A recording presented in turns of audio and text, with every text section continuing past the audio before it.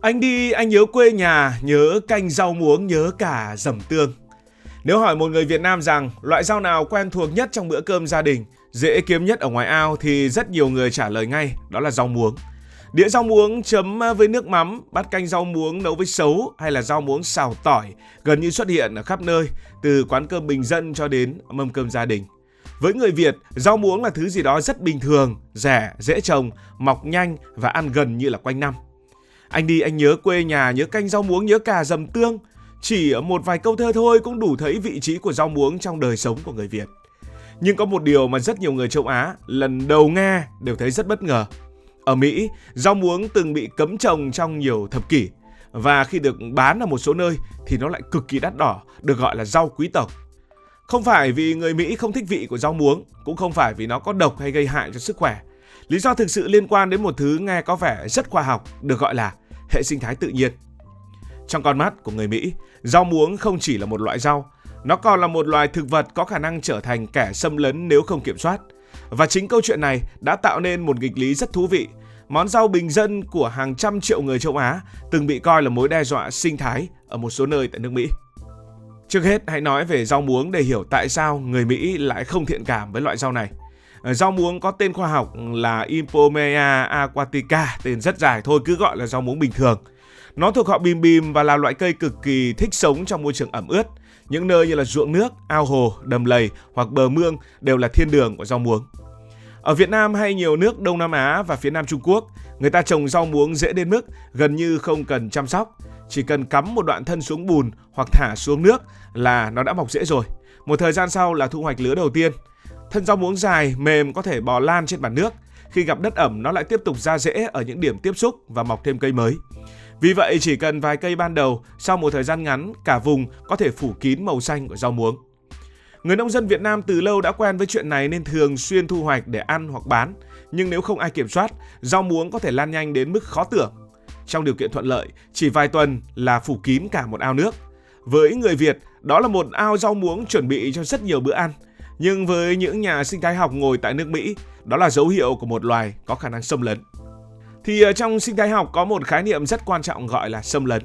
Đây là những loài sinh vật không phải bản địa, nhưng khi được đưa vào môi trường mới thì phát triển rất nhanh, chiếm chỗ của những loài bản địa và làm thay đổi hệ sinh thái tự nhiên. Trước rau muống thì nước Mỹ từng có nhiều bài học đáng giá, bài học đắt giá về xâm lấn. Một ví dụ nổi tiếng đó là cây kudzu, trông như là dây sắn dây rừng, một loại dây leo được đưa từ châu Á sang thế kỷ 19 để chống xói mòn đất. Ban đầu ai cũng nghĩ đó là ý tưởng hay, nhưng sau đó thì cái cây này mọc nhanh đến mức nuốt chửng cả rừng cây, nhà cửa, cột điện và đường xá ở khu vực miền Nam nước Mỹ. Ngày nay có những vùng mà nhìn từ xa chỉ thấy một biển dây leo phủ kín mọi thứ. Vì vậy người Mỹ rất cảnh giác với bất kỳ loài thực vật nào có tốc độ phát triển nhanh. Sau này thì họ biết đến rau muống. Họ nhận ra rằng loài cây này có nhiều đặc điểm giống với những loài xâm lấn nguy hiểm. Nó sinh trưởng rất nhanh, dễ thích nghi với môi trường nước và có khả năng lan rộng mạnh nếu không được kiểm soát.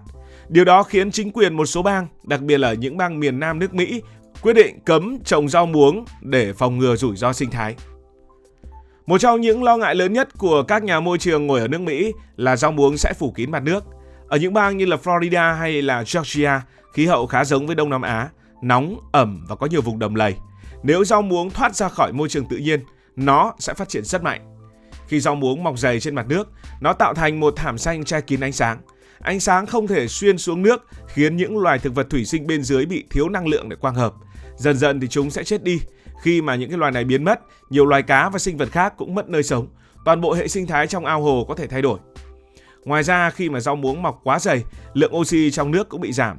Điều này khiến môi trường nước trở nên kém chất lượng và ảnh hưởng đến nhiều loài vi sinh vật. Vì vậy nên họ cần phải cấm. Một vấn đề khác khiến rau muống cũng bị cấm liên quan đến hệ thống thoát nước. Nhiều thành phố ở miền Nam nước Mỹ phụ thuộc vào mạng lưới kênh rạch để dẫn nước mưa và chống ngập. Nếu một loài cây mọc quá nhanh và phủ kín những kênh này, dòng chảy có thể bị cản trở. Hãy tưởng tượng một con kênh nhỏ vốn dùng để thoát nước sau những cơn mưa lớn. Nếu mà rau muống mọc kín mặt kênh, rác và bùn dễ bị mắc lại. Theo thời gian, dòng nước chảy chậm hơn và nguy cơ tắc nghẽn tăng lên. Trong nhiều trận mưa lớn, điều này có thể góp phần gây ngập. Vì vậy nên người Mỹ thường chọn cách phòng ngừa từ sớm thay vì đợi đến khi vấn đề xảy ra thì mới xử lý. Ngoài ra còn một chuyện nữa đó là họ sợ muỗi. Khi mặt nước bị che phủ bởi cây dày, phía dưới hình thành những vùng nước gần như là đứng yên. Đây là môi trường lý tưởng để muỗi sinh sản. Ở Việt Nam thì không bao giờ có chuyện này xảy ra, bởi vì rau lớn đến đâu non mơn mởn là vặt đến đấy, chén đến đấy. Rau muống làm gì có chuyện bị bỏ hoang ở trong tự nhiên, được trồng, được chăm sóc, được thu hoạch liên tục để ăn và để bán. Cái người nông dân của chúng ta gần như kiểm soát toàn bộ vòng đời của rau muống.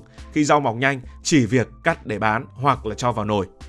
Trong khi đó, nếu rau muống lan ra đầy các đầm tự nhiên ở nước Mỹ, thì người Mỹ lại không biết ăn rau muống, không có ai thu hoạch nó. Khi đó, nó có thể lan rộng nhanh chóng và chiếm chỗ của các loài bản địa. Thế nên nước Mỹ một thời từng cấm rau muống. Nó mới nảy sinh cái chuyện dở khóc dở cười như thế này. Ở Mỹ thì có luật theo từng bang, nghe có vẻ khó tin, nhưng có một thời gian ngắn rau muống ở Mỹ từng đắt ngang đặc sản. Lý do thì nhu cầu thì có, nhưng mà nguồn cung thì lại cực kỳ hạn chế ở một số bang. Nhiều bang ở Mỹ, nhất là những bang có khí hậu nóng ẩm như là Georgia hay Florida, chính quyền từng cấm trồng rau muống vì lo ngại nó trở thành loài thực vật xâm lấn. Điều đó có nghĩa là người dân không được phép trồng loại rau này trong vườn hay là trên ruộng. Thậm chí nếu bị phát hiện trồng trái phép, chủ vườn có thể bị yêu cầu nhổ hoặc là bị phạt. Nhưng mà nhu cầu ăn rau muống của cộng đồng người Á tại Mỹ rất lớn. Hãy tưởng tượng một gia đình người Việt sống ở Mỹ nhiều năm, họ có thể ăn hamburger, pizza hay salad mỗi ngày. Nhưng đôi khi chỉ cần một bữa cơm đơn giản với bát canh rau muống, đĩa cà hay là rau muống xào tỏi cũng đủ khiến người ta nhớ lại cảm giác quen thuộc của quê nhà. Chính vì vậy, rau muống trở thành một món hàng cực kỳ được săn tìm trong các khu chợ châu Á. Nhiều siêu thị chuyên bán đồ Á ở California, Texas hay New York vẫn cố gắng nhập rau muống từ những nơi được phép trồng, nhưng việc vận chuyển xa khiến giá tăng lên đáng kể, mà cái rau này thì không chuyển xa tiện được. Có thời điểm tại bang Georgia, giá rau muống lên đến hơn 500.000 đồng một cân. Tức là với số tiền mua một cân rau muống ở Mỹ, ở Việt Nam có thể mua được cả một bao tải rau muống. Chính vì vậy, nhiều người Việt ở Mỹ từng nói đùa rằng ở Việt Nam, rau muống là cái món bình dân nhất rồi, nhưng mà sang Mỹ thì lại trở thành rau quý tộc. Một số siêu thị châu Á thậm chí còn phải nhập rau muống từ bang khác rồi bán nhanh vì hàng vừa về đã hết. Nhiều gia đình tranh thủ mua nhiều bó để trong tủ lạnh và cố gắng ăn trước khi nó hỏng. Cũng có những câu chuyện khá hài hước. Ví dụ có người Việt sang Mỹ thăm con, thấy siêu thị bán rau muống với giá hơn chục đô một bó liền mới giật mình. Có người còn nói vui rằng ở quê rau muống cho gà ăn còn chê, sang đây thì lại trở thành đặc sản. Những cái câu chuyện như vậy cho thấy rau muống không chỉ là một loại rau, nó còn là một phần của ký ức những người châu Á sống xa quê. Sau nhiều tranh luận và vận động của cộng đồng người châu Á, trong đó có những người gốc Việt, một số bang của Mỹ bắt đầu nới lỏng quy định liên quan đến rau muống. Tuy nhiên họ vẫn giữ một nguyên tắc rất quan trọng. Rau muống mà bán trong siêu thị thì phải làm gì? Phải cắt rễ thật sâu. Lý do là bởi rau này nó rất là dễ mọc. Chỉ cần một đoạn thân còn rễ, người ta có thể thả xuống nước hoặc cắm xuống đất ẩm là vài ngày sau cây đã mọc lên. Nếu mà bán nguyên cái cây còn rễ, người mua có thể đem về trồng trong vườn hoặc là thả xuống ao hồ. Khi đó rau muống lại thoát ra môi trường và một lần nữa lại khiến người Mỹ tại đau đầu. Thế nên, ở nhiều siêu thị châu Á tại Mỹ, khi nhìn kỹ bó rau muống, người ta sẽ thấy phần gốc bị cắt rất sâu, gần như không còn chỗ để mọc rễ nữa. Bây giờ, ngày nay thì tình hình đã trở nên dễ thở hơn nhiều. Nhờ cái việc quản lý tốt hơn và nguồn cung từ các bang cho phép trồng, rau muống bắt đầu xuất hiện thường xuyên hơn trong các siêu thị châu Á tại Mỹ. Giá rau muống hiện cũng đã rẻ hơn. Nhà hàng của Việt Nam, Thái Lan, Trung Quốc tại Mỹ cũng đưa rau muống vào thực đơn. Món rau muống xào tỏi hay là rau muống xào sa tế trở thành món ăn quen thuộc của cộng đồng châu Á. Thậm chí một số người Mỹ cũng ăn thử và thấy là món này cũng rất là ok. Có thể nói, rau muống ở Mỹ không chỉ là một loại rau, nó là câu chuyện về văn hóa và nỗi nhớ quê nhà của những người Việt Nam với những người châu Á nữa. Đối với nhiều người Việt Nam sống xa quê, đôi khi chỉ cần một bữa cơm đơn giản với rau muống là đủ rồi, là ngon rồi.